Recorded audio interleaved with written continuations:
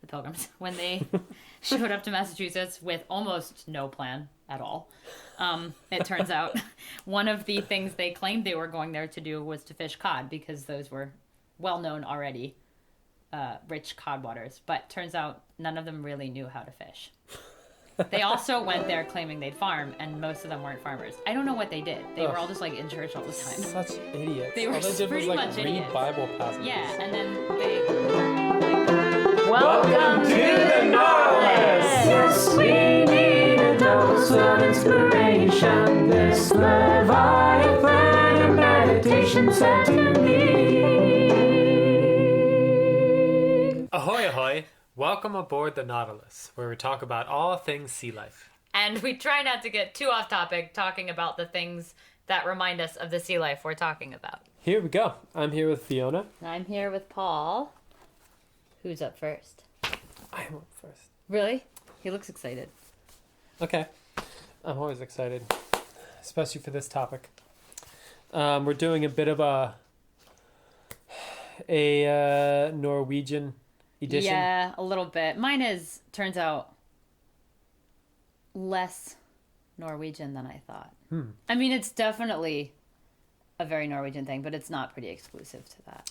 It's had a strong presence in other cultures, arguably more so. I would say the exact same thing. Oh, wow. Okay. About mine.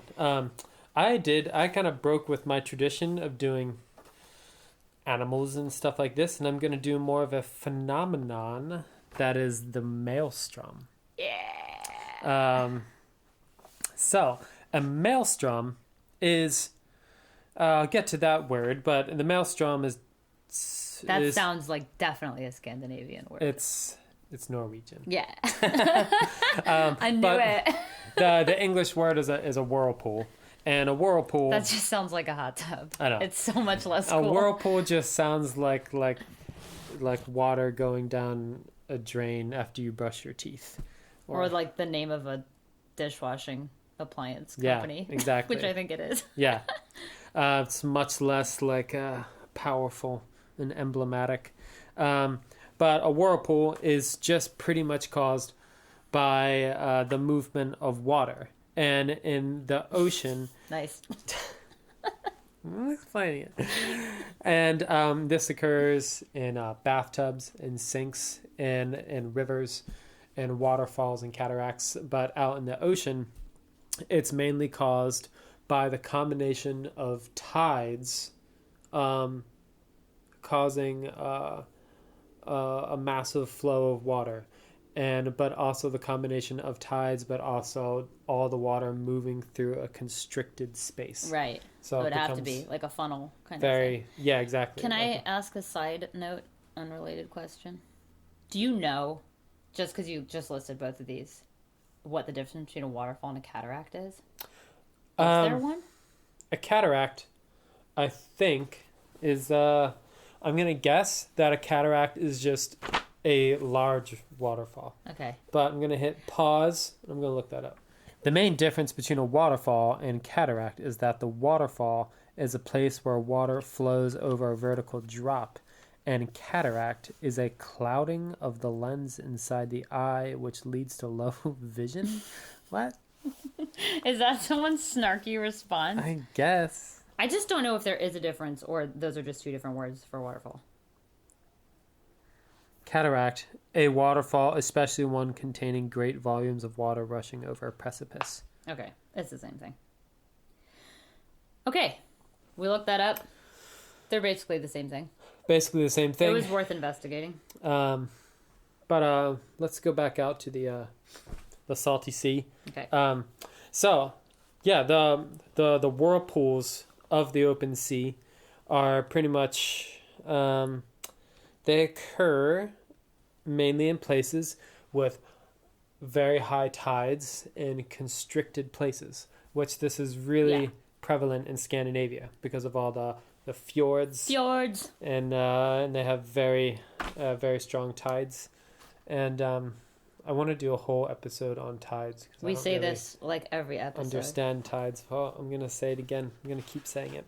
I think tides might be worth doing as like instead of presenting to each other, we just team up on figuring them out. I know. Because I've done a little bit of reading, and they're very complicated. they're really confusing. Like, I don't understand why some places have different numbers of tides or a different rate of tides or a different volume of tides. I know why on like level 1, but not really level 2, if that makes sense. Like, it's like, oh, it's because of this, but then that leads to like, but why that? Right. We should do it with Tom. Yeah, we should do it with a real scientist. Okay. But I'm going to talk about the 3 strongest whirlpools or maelstroms in the natural ocean. Number 3 is They don't measure up is the Korivrekken. to like a giant. What would be a man-made whirlpool situation? Like something in a power station or... Oh, probably something like Dorney Park. Damn it. Okay. Wild Water Kingdom. I mean, I don't know what would make a man-made whirlpool. Well, you said in the natural world, and there's definitely... I think there are probably definitely like hydro-powered stations that have something... Yeah. Well, a maelstrom or a whirlpool is more just like bunches of like turbulent water. It's not necessarily like I'll talk about this in a bit. It's not just this massive swirling funnel as is described by so many of the 19th century authors who never actually saw one. But I'll get there in a second. Korivrekken is number 3. Korivrekken is, I hope I'm pronouncing that right. I'm probably not. Korivrekken is in a narrow strait between the islands of Jura. With a J? Yeah. Yeah, I think that's Jura. Jura and Skarba, and which is just north of the island of Islay in Scotland. Oh. On the west side of Scotland. Okay. Waters from the Firth of Lorraine, which I had to look that up. A firth is just an open strait similar to a fjord, but it's kind of like the Scottish Gaelic name for a fjord. And Lorraine is just kind of this ambiguous body of water that in like ancient Scots Gaelic they kind of just like refer to the sea as the Lorraine. So that's not a specific place. It kind of is, but it's not like totally constrained by like geography as much as just like these waters off this pot of Scotland. Got it. Okay. But they the waters here get pulled in by tide and they go through the strait, and there can be waves up to 30 feet high, and the water can reach 11 miles an hour, which is pretty fast for ocean water, and the turbulent rumble can be heard 10 miles away. And this is a maelstrom in the sense that it's just huge suction tumbling around water. Yeah. What? And like there will be so the whole mechanism is this water is like pulled at a really massive rate through a really constricted area, and then this just causes like the water to hit obstacles and like reverse flow, and it's kind of like a mess, and it's kind of like this frothy thing with water going up the water column and back down, and like it kind of creates little whirlpools like we see in the drain, but it's not really like this giant, it's not just like this hole whirlpool. Yeah, that's really too bad. It is really, I was a bit disappointed, but it wasn't just the 19th century guys who didn't know what they were talking about. Yeah. Sometimes things are better left in mythology. Unresearched. Yeah, exactly. Wait, well, here's a question really quickly. No. Because I just don't know. Like, what is a 30-foot wave like in the world of surfers? Is that insanely awesome, or is that just like kind of like normal what they seek out in Hawaii? I think that's pretty big. It is? Okay. I mean, I don't know. I don't really know wave size. I'm not a surfer enough to know but I think 30 feet is pretty... He's been surfing twice. 3 times. Oh. I stood up on one of them. So. Yeah. No. Not quite enough of a surfer to have. I've never surfed a 30-foot wave. At least not in the Korivrekken. But in Scottish mythology, it was the myth that the Scottish sea hag of winter named, oh boy, okay, I'm gonna really butcher this, Cailleach Bur. Boy. Cailleach. That's like I mean, I don't really know Scots Gaelic pronunciation particularly. I actually am more familiar with phonetic Irish. Let's not. I would guess like Cailleach, and then the BH is like a V sound in Irish. The, okay. But, you know. So, Cailleach the. Anyway, so there's the Scottish Gaelic goddess of, she's a sea hag, really, more than a goddess, of Hags winter. can be goddesses. And she would wash her plaid in the Cordy Vrecken, and this would take the color out of her plaid and turn it to white, and this would signal winter. Oh, I love The start it. of winter, yeah. I thought you were going to say, like, that's where plaid came from. Like, it was so mixed up in the water. It's like it crisscrossed all the stripes. So this was, like, the birth of plaid. Nope, this is how you wash plaid out of your kilt. This is how you invite winter in. I like that. And That's a good song material. and a Scottish documentary team, which I tried to find this documentary, but I couldn't, did an experiment where they took a mannequin and they put a depth measuring device on it and a life preserver and threw it into the Cordy Vrecken, and it just got like sucked down to the bottom. And it found that it went down to a depth of 860 feet and resurfaced like way down current, and it had just been like dragged across the bottom. So don't surf there. Don't surf there. Yeah. And they say that this It is dragged a life vest down 800 yeah, feet. it's crazy. And a couple people Buoyancy to hell. really extreme scuba divers have scuba there. They say it's the most dangerous place in all of Britain to go scuba diving. Oh, Which, that's understandable. yeah. I mean, I'm trying to figure out how they survived. Yeah. Yeah, I mean, I don't know. Like, given the description of what happened to the life vest. Maybe it's better if you're not trying to float against it. Maybe No, the scuba divers have flippers and they're a bit more active. Maybe they just went instead of- near it.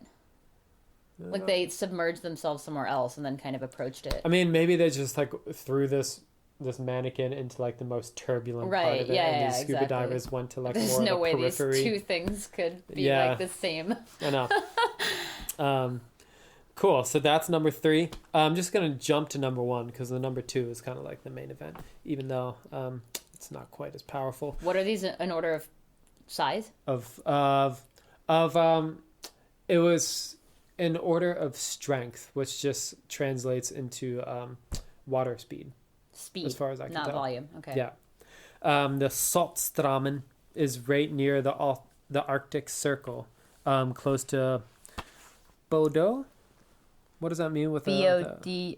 Oh, with BOD, it. That's like with the slash. Bordeaux Bordeaux. sound, I think. Bordeaux, Norway. The chance Guro is listening to this, I feel like we have to get our We should just apologize. confer with Guro before you read this. So this is a strait that is less than 500 feet wide that funnels 400 million cubic feet of water through its like tidal Jaws? actions. Like per Jaws. day or? Through each tide that comes in. So as a tide comes in, once or twice a day. and this is just a huge amount of water in a really narrow place, and this reaches speeds of 25 miles an hour, which is pretty crazy. So that's the strongest one, but the second strongest one, which is really the one that like caught my eye for this whole thing, is the Maelstrom, which is the famous maelstrom that occurs off the Lofoten archipelago. Oh, yeah, I'm going to talk about that too. And Can you guess where Paul and I have been wanting to travel recently? this is from Underland. This is from Underland, but it's a section of Underland, which is a really awesome book, my favorite book that I'm reading right now, by Robert McFarlane. But this is an excerpt of Descent into the Maelstrom by Edgar Allan Poe. Oh. And this kind of really captures the the perceived like mythology of what people in the early modern era thought this maelstrom looked like. So I said, circle. Wait. I can't. There's an A that's supposed to be in front of there. I can But it see was what they out. were thinking. Yeah. It's a really clear picture. Circle. It's a circle. Fuck you. A circle of more than a half a mile in diameter appeared.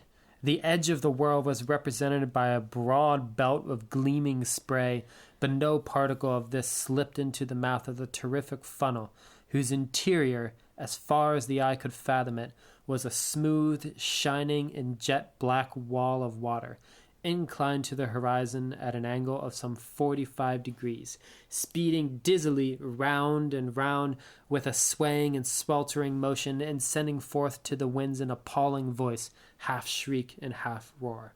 So Yeah, it's just like a That's pretty liquid cool. tornado. I mean, that's just like if you took like the whirlpool in your bathtub. That's like and that just, thing, like that put it- science experiment everyone did with two like seltzer bottles. Yeah, exactly. But in reality, the maelstrom, Was which he writing about this like it was mythology, or was he writing about this like an account? Like they used to just boldly make things up I mean, I think it was and describe things they'd never seen. it was like a short story about. I mean, I think it's just the futility of trying to like conquer nature a little bit. Yeah, Kind of like I this mean, well, 'cause Faustian most of like his writing pursuit of is like more nature and story being. than- Yeah. But there was several of these people who mentioned this specific maelstrom. It's kind of famous throughout literature. Like Jules Verne talks about it in 20,000 Leagues Under the Sea. Of course. Melville talks about it. Captain Ahab Okay. has a little anecdote about the maelstrom. The 13th century Old Norse poems called the Edda talk about the maelstrom. Mm-hmm. The Carta Marina map, which is from 1539, is just like this map of the Norwegian coastline with like this giant circular whirlpool right where this is. All this Yeah, they just all really latched onto this. freaking themselves out.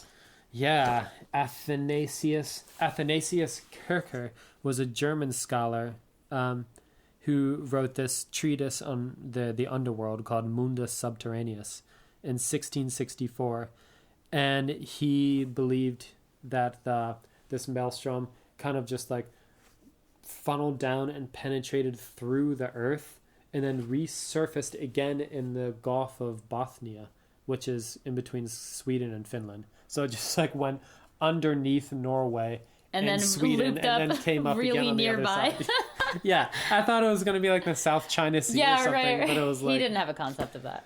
he thought that was the other side of the world. And yeah, this mythology all kind of goes back in like the 16th and 17th and 18th centuries, even into the 19th century. They had this theory which was like the early theory of geology, that the earth was hollow, and that like there was like this play of all these like geological effects, and how you explain tides and like volcanoes was that the earth was hollow, and when the tides came in, the water came from within the earth and filled the ocean, and then when the tides went back out, they like went back into the earth. So they thought the earth was hollow, And it was okay. and they thought like these maelstroms were like these passages down into like the center of the earth. And I mean, that's where Jules Verne's like journey into the center of the earth, like this kind of like concept. That there was just like there was a really thick rubber ball outside, and then Yeah. but eventually they Well, weren't they thought imagining it that was- there was like a molten ball of fire on the inside. They just thought there was like a big rocky space. They thought that it was like several concentric rubber balls. So there was like a rubber ball, and then like an open space, and then another rubber ball, and then another open space. Oh, I see. Okay, but there's hell somewhere in there too. They all thought. Yeah. I suppose. Yeah. Or was that just below Earth somewhere? Like, was there a lot of that? Was there like this? That's a way to get sucked down to hell. No, they didn't really talk about hell, at least Okay. in like the short reading that I did. It was more like a scientific like attempt to explain these phenomenons of like where volcanoes come from and like how to explain the tides. It seems that like the ocean gets fuller of water and then it disappears. And they thought the North and South poles were just like these giant like holes that just like went straight into the middle of the earth. And they were like really wanted to go look. Oh, like it was on a spindle. Yeah, exactly. Getting back to the maelstrom, so Edgar Allan Poe actually introduced the word maelstrom in his short story, Descent into the Maelstrom. To English-speaking audiences? To English-speaking, okay. yeah. The maelstrom is kind of, it's unique in that it's not really a single constricted fjord or firth that kind of causes this like turbulent water. It's more just as these massive ocean currents that are coming up the Gulf Stream in combination with these really huge tides, which these tides can reach some like 13 feet in amplitude, which is pretty insane. Like in depth? Yeah. Wow. Yeah. And so it's just this like massive kind of like churning of water that's kind of more just it's not a single whirlpool, as I mentioned. It's more just all these like little eddies, and it's just like this really chaotic firth of water that's just kind of sloshing around. And that happens during... It's most like, intense during high tide. Right. As like the yeah, water's so that's coming what I'm in. thinking. Like if you go and you're just looking at this entire area during low tide, it's like, well, this is where the maelstrom is, but it's not something you just see all the time. It's just an occurrence. I mean, I think it's always kind of there. Because of the violence of high tide there. It's the violence of high tide, and it's also these really deep water currents that run up to like 1,600 feet deep. They're flowing along, and then they hit this ridge, which is only 66 feet deep, and it just causes this massive Smash like up. upwelling of water. Wow. And It's very romantic. yeah. And so like the diameter of like the biggest whirlpool that kind of occurs there is 160 feet in diameter, which is still pretty big, but it's not like a mile like Edgar Allan Poe says, and it's not this like uniform, smooth, black-walled funnel. You didn't get to the part in this book yet where he goes down into a moraine on in a glacier, did you? No, I think I'm just about there. That's about as close to what, without any of the movement or suction, but it's like this smooth-edged funnel thing, well, like a tunnel that happens down into the ice because of meltwater. And the way that it looks in my imagination is actually exactly what this like sort of perfectly etched maelstrom is like, but it's not, obviously it's not moving water, it's ice. Right. So like I say, this maelstrom was also kind of unique in that it's just so, it's mentioned so many times in so much literature. Yeah. And kind of early scientific, it's mentioned in a 13th century Old Norse poem. It's mentioned in this treatise in 1664. It's described by Peter Drass in the Trumpet of Nordland as in 1707. It was mentioned in 1715 by Jonas Danielson Ramus and Jules Verne, Melville, Edgar Allan Poe, Walter Moors, who's this 20th century German satirist, and so it's pretty well mentioned. Yeah, it's pretty well covered, and they all kind of like built up just this mythology that it was like this giant funnel that just like sucks whales and polar bears and ships and fish and everything else down into the center of the earth, and that's great. Yeah. And I mean, it would be so avoided by sailors for so long because just like the water is so turbulent that you kind of lost control of the ship. Yeah, I mean... And it wouldn't really get like pulled down, but you would run the risk up. of just getting smashed up on the rocks. Does anything happen there now? I suppose not, probably. Like, can any animals swim through that successfully? Yeah, I mean, there's a lot of fish. It kind of is this kind of phenomenon I bet my where fish is like there. these fish, yeah, probably.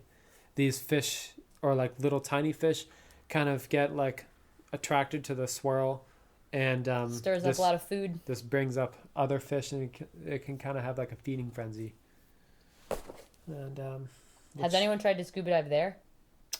I didn't read that. I would bet because this one is like larger. It's not as constricted as the other ones. How would 'Cause a this Greenland one- shark fare in it? Mm, Just kind of cruise through. yeah. Well, I mean, it's a little shallow for him. It's only- 1,600 feet? Well, where it really happens is 66 feet. Oh, that's true. Well, They I come think to the so. surface sometimes. Didn't they? Maybe they didn't. I think they did. Very rarely. Are they anywhere else in the world? Are they just only up around? Yeah. There's some in I saw some like mentioned in Japan. There are some off the coast of Maine actually. So they do. Oh, I've seen this little tiny imitation of one. Yeah. I don't know if it counts, but I think it's similar. Anyway, it was off Acadia Yeah. National Park. So pretty much like the ingredients are any like high amplitude like tide variations and constricted water by islands or straits or And that fjords or necessarily, like having a dramatic tide and a narrow area is what produces the speed of them. Yeah. Okay. because not it's any- just the volume of water that And the strength moves of the through tide. a constricted space. tides. Well, the They're tide, such a mystery. the volume of tide creates the size of the tide creates the volume of water. And we don't know yet totally what creates the size of the tide. No, I don't understand it. Why it's so big in some places and less in others. Yeah. The moon. I mean, I know it's the moon, but I don't know why the moon affects some places The more only than thing others. anyone I can know. say about the tide is, The moon. moon nudes. The moon did it. You have a tiny note sideways there. It just says not translated into English. Do you know what the direct translation of maelstrom is? Yes, I do know what the maelstrom means. What is it? It comes from maelen, which means to grind or whirl, and strum, which means stream. Oh, stream. So a grinding stream, Yeah. which is kind of a much more descriptive word for what's actually going on Instead rather of than whirlpool. 'Cause Yeah. like a whirlpool, it can have little whirlpools, but it's more just this grinding stream of turbulent water Grinding stream. to wash off your kilt. Dishwasher.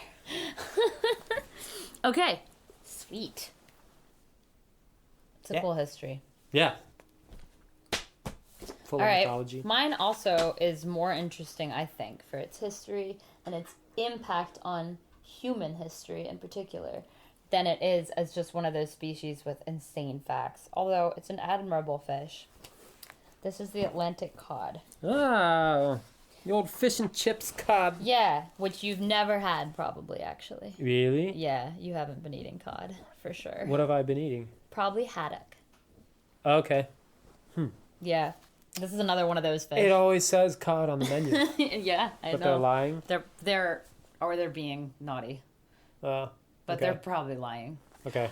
Haddock and cod are related, though. They're in the same family that I forgot to write down the Latin name of. It's just as well because we always say that, and I think it's like the part that probably people It doesn't help anybody. care about the least or It makes remember. us look uneducated. It starts with a GAD. Okay. Atlantic cod. There's also Pacific cod and Greenland cod. I don't know what the difference between Greenland and Atlantic is, since the Atlantic cod population and all of its breeds, if you will, live pretty much from North Carolina. If you wrapped a big line along every coastline over to like the Iberian Peninsula. Okay. And that includes Greenland. So on the map that I saw. So I don't know. I guess Greenland's it's like, not like a more northern. maybe there's like, one that's like population. way up even farther north. I didn't really look into that. But whatever, the Atlantic cod, that's its distribution. And there are some subgroups within it that are that wander further away from coastlines and coastal waters. I mean, not coastlines in a very close to shore sense, but they tend to be, they're not like open ocean fish necessarily. Although the largest population, the most famous population nowadays, called the scray, or the wanderer, what that means, they do migrate out to much further away from coastline areas, and that is the Norwegian population. So Okay. there you go. That's why we think so much of. Well, Norway, I think, just has the most, like, in our modern consciousness, sort of like ongoing public conversation about cod. But I'll get to why it wasn't the only place to which cod was important in a little bit. Here are some things about cod. Oh, yeah. Wait. So here are the fish they're related to, and here's what you've probably eaten instead. Hake, pollock, haddock, and ling. I've never heard of ling. But Ling. I don't know. Haddock. I think I've had a lot of haddock. Yeah, you definitely have in a pub. Oh, and they also extend. They're not just in the Atlantic coast, like along Norway and then the Iberian Peninsula. They cross over through the North Sea and into the Baltic. So they're along the shores. They're fished along the shores of the Baltic states as well. So like over toward Estonia and everything. They're shoal fish, which means they live in large shoals, which is the same as a school. In studying cod, researchers have noticed that Is shoal cognate with school? yeah, there's some, like, maybe it's like cataract and waterfall. There's like some difference we don't know about that's more colloquial, but as far as I know, they kind of mean the same thing. One is cooler. I always hear a shoal of squid. I never hear a school of squid. Yeah, that's true. Maybe it's like a fish versus, like a bony fish versus other things, but this definitely said a shoal. Yeah. A shoal of cod. So we kind of have this mental, I don't know if it's an image, but perception of schools of fish all kind of just blindly, robotically moving together. But they are more like bird flocks in the sense that some of them are leaders. Now birds rotate out. I know, like I remember geese, like someone's in the lead and everything. Okay, so that's not really the case here. They range in a variety of sizes, from the smallest in the shoal to the largest, and they have different positions within that they occupy, like a hierarchy. And so the fish that are on the outside actually make more of the decisions about where to turn or where to swim. Wow. And they get pecking order in terms of food. Right, but they're also more vulnerable, I would guess. Yeah, although it turns out cod aren't very vulnerable. Like they don't have very many predators? They're an apex predator, which is... like a killer whale, I'm sure. Yeah, just like that. No, but...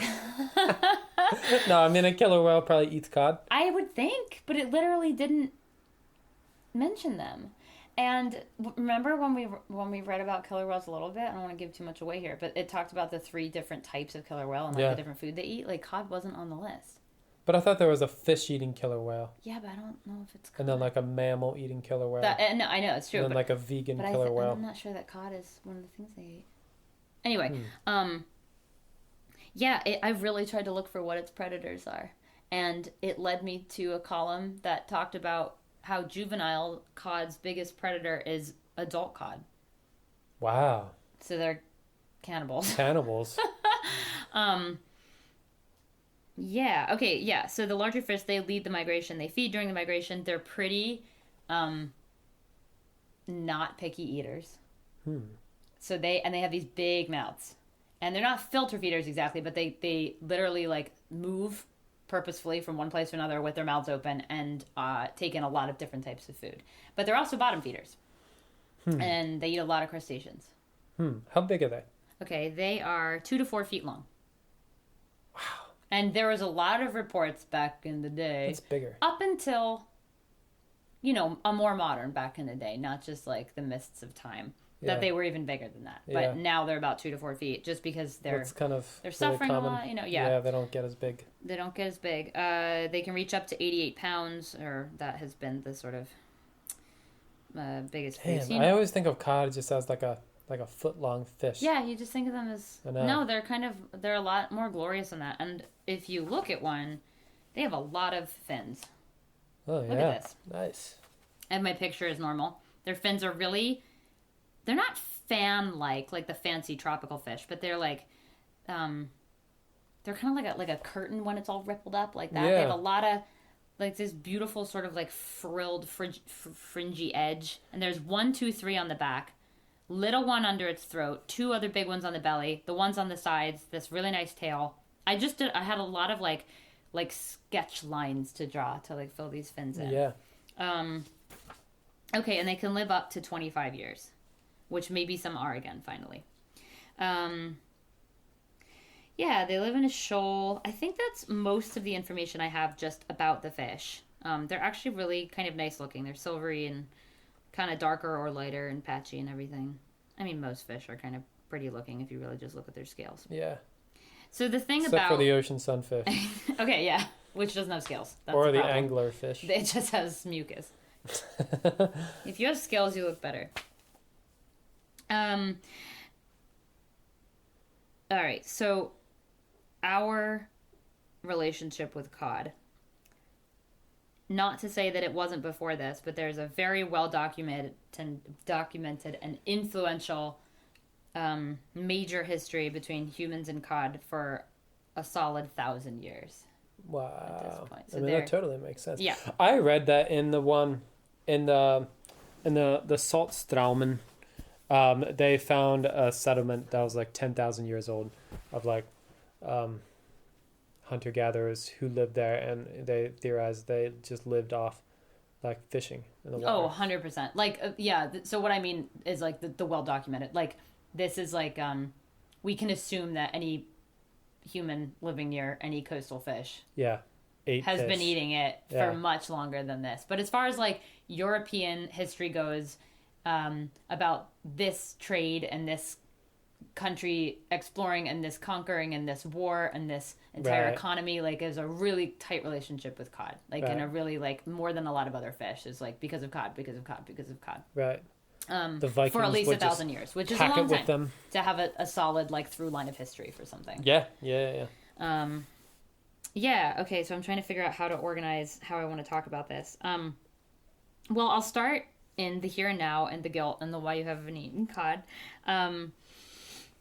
Here's a statistic between 1977, which is maybe an arbitrary year that whoever made this statistic just picked a 30-year period or whatever this is. But sometime in the 1970s, right? And then they did a study in 2007, so there's your 30 years. There was a 99% decrease in the Atlantic cod population. Oh, gosh. So there was 1% of them in 2007 as there had been in 1977. And it's because around the 1970s, all these major innovations became prolific, like freezers in boats, so you could take a lot more home. Sonar, so you could track them. Engine power. Bottom trawling came into use, which is where you just scrape along and kill everything else too. Now, since the 1990s, I believe it was 1992, there's been one of these pretty hardcore bans. Yeah. Particularly in Canada and the U.S. There has been... So, like, they don't import it or they don't fish it? We're not allowed to fish the northwest Atlantic cod population, which is its own population. Right. It's a different type, right? And then, like, there is some fishing around Greenland and Iceland, and there's some fishing still, obviously, that happens more in the northeast population, but we're not allowed to fish it here. Right. Maybe you've had cod, if it was, like, a really nice thing, like, maybe you've had imported cod somewhere, but most likely what's being sold as cod is not cod. Okay. Even in England, like, all the authentic fish and chips and everything, it's probably not, especially off the street. I guess you cannot super tell the difference, or we just don't know what to compare it to. It's like a bluefin tuna thing where it's just like it's mythologically like unbelievably better. So much better. I don't know. I didn't read anything that was just like the taste of this is out of this world.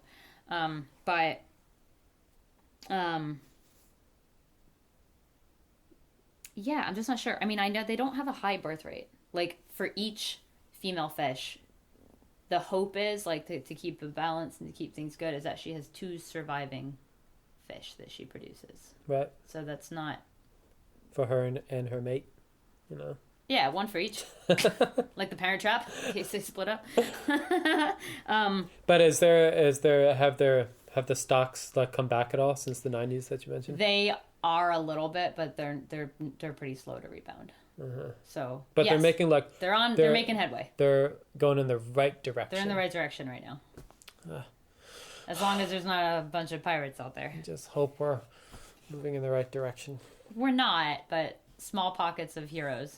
Yeah. Make sure. Well, I mean, that, something. overall, the ocean isn't. But there are. All the whale populations for are much sure. better than they were. Here's 100 another years thing ago. that is doing really well because of the lack of cod eating them, is lobsters, and crabs and shrimp. Okay. So no one's complaining about that. Although they're also being overfished, Yeah. of course.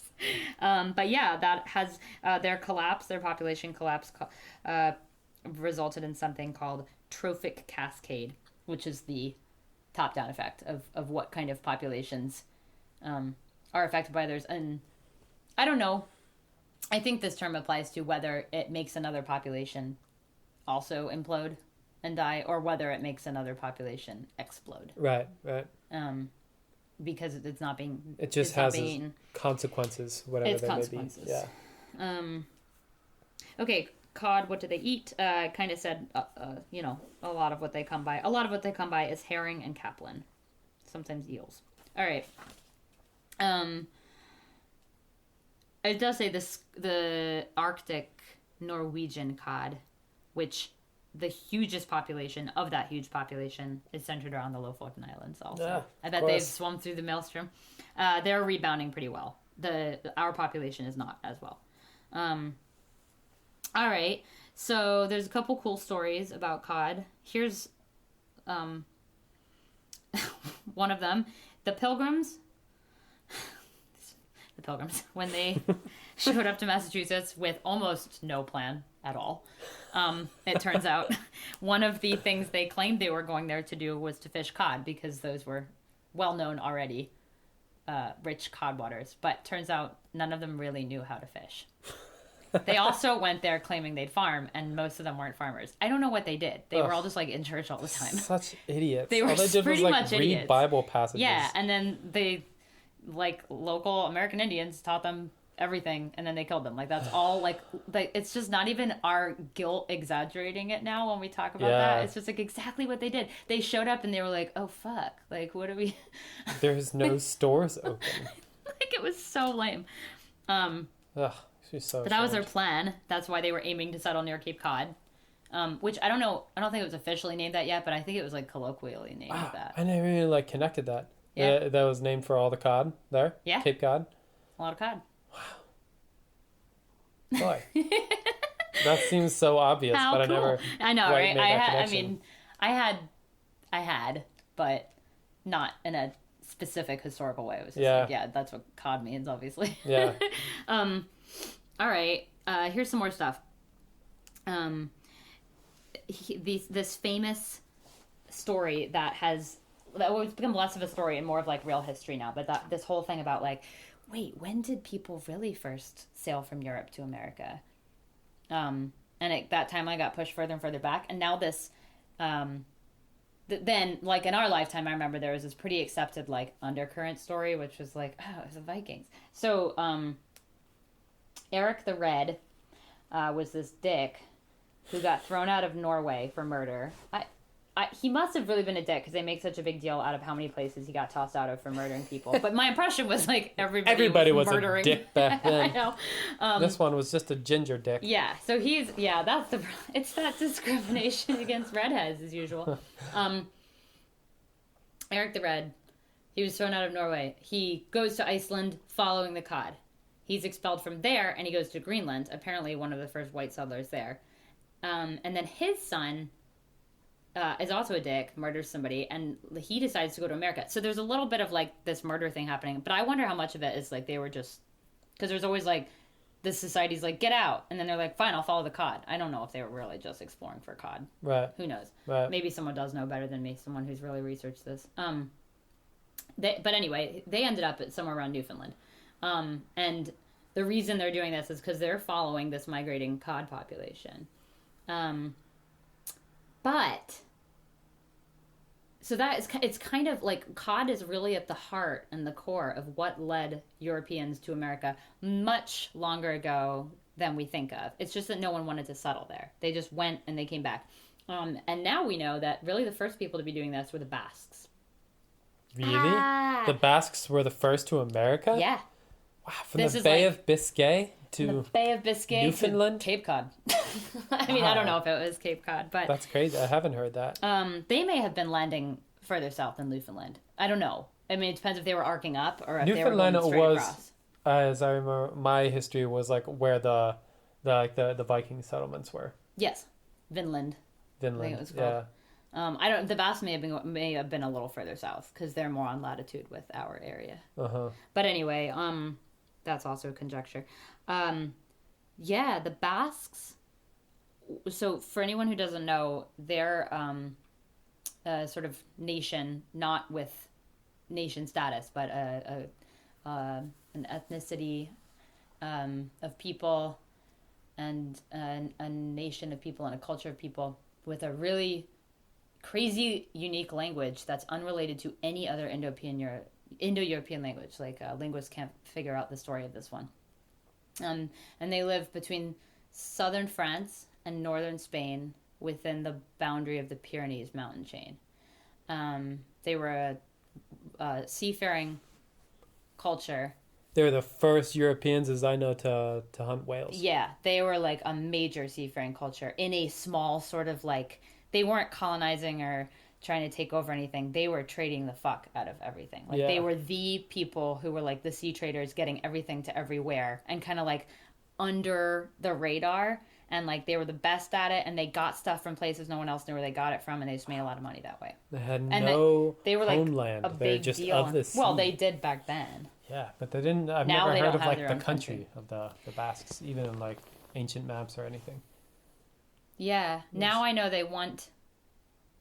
It's always just like Nationality, the and it would- Visigoths, and then No, they weren't really involved in like wars or anything. They're hard to get to geographically. They're really Yeah. closed off by the mountains, and then the sea on the other side. yeah, Yeah, they were this amazing. They had a lot of ship and sailing innovation and technology figured out before a lot of other people did. Turns out they're pretty sure these guys were jetting over to America all the time, fishing for cod.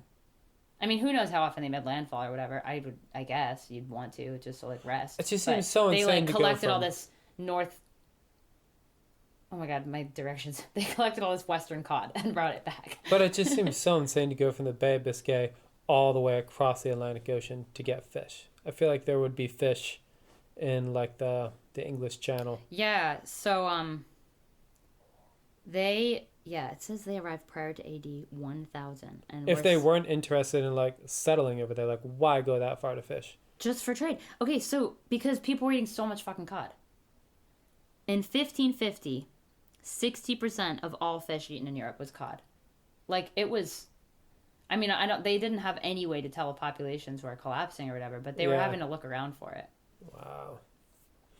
And there were these cod wars. The first one was in the 1530s between Britain and this is when other cultures were getting way more involved. So the big cod fishing cultures were Britain, Spain, Portugal, and Norway. Spain, I guess the Basques, they kind of lumped into that probably.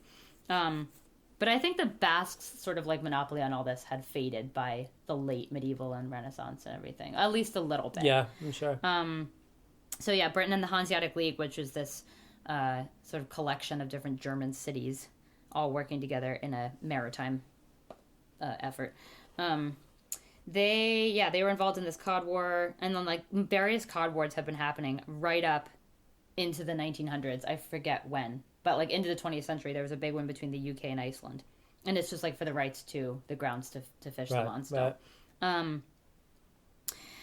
Yeah, a lot of that information I got from reading the reviews and like some of the spark notes on a book called Cod by Mark Kurlansky. I haven't read it, but I did read his other book, Salt. And what he does is like he takes a commodity basically and views the lens of a certain place from blank to blank time, through its relationship with people. So read that. This is this whole section about like this history, a lot of that I got from reading like reviews of his stuff. It works so well. Like the reason it's so popular and so important in human history and expansion and everything is because of the way it can preserve. The Basques were also the one to figure this out.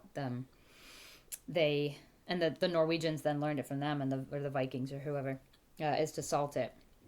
And this is, I guess, easy to do because it's pretty low in fat, so it can be easily preserved in salt. But it's also pretty hardy, so it's like, you know, like versus a sardine or whatever, and a herring. People have been brining those forever, but they're so little. Right.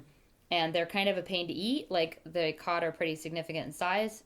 They're very dense and flaky, and their bones are very easy to separate, and they're really nutritious, and they're low in fat. So the low fat content allows them to be salted more easily. And so they could pack them into barrels, and they would last a long time. And it really was a food that allowed people to travel and set out to sea. And so it had, like, it wasn't only because, like, all this exploration and branching out and settling didn't only happen just to get cod, and then people were like, we landed here, we'll stay. It was like facilitating and allowing people to be able to do that too. So it's like hand in hand. It's just difficult to imagine, even if it was really good salted fish, and I really love good salted fish, if that's all you ate for months at a time. But it's just something that, like, oh, you're saying you think you might even be like, fuck cod. I just I wonder if that's like, if you're on a boat meal, and that's the only thing you ate for like months, would you still like it? I wonder if you would just like taste it anymore, or if it would just like go crazy, or you just like really want some chocolate, or like an endive or something. Some popcorn. I don't know. I mean, I assume that all ship eating up until real recently has been totally awful. I don't know. I also heard the contrary, that like good ship eating was like the thing that made people stay on the ship rather than jump ship. I mean, that was true. That's what my dad said of when he was on the Great Lakes ships, the Merchant Marines. Was that like more recent, like since they had kitchens and cooks and electricity on them? Yeah, but people have been pretty good at cooking for like a I know that's true. I just figured like there's not a, like, if you're at sea for months, I always hear of like sea biscuits and like really hearty like beef and you know. But I mean, like, I think they were eating mostly food that was preserved, and that I mean, it could be really good. Like, it could have been great jerky or whatever, but it couldn't have been a big variety for most of the time. I mean, you didn't have like fresh vegetables. Yeah, so no endives, but no chocolate. Not that they knew what that was. I don't know. Did anybody ever actually just try to like grow like some kale on board a ship? Just to, like, have some little pots. Honestly, why not? That's what I would do. Yeah, you'd be so annoying. They would have given you this shittiest jobs. They were like, oh yeah, ship gardener over here. Like trimming leaves. But everybody would love it. Yeah, they probably could have. My salads came out to go along with their salted fish. Oh, okay, so that's cod and the maelstrom. That's maelstrom. There's that's our cod. Northern ambitions coming out. And with that, blup, blup, blup, blup, blup, blup. Yes, we need a dose of inspiration. This Leviathan meditation set you need.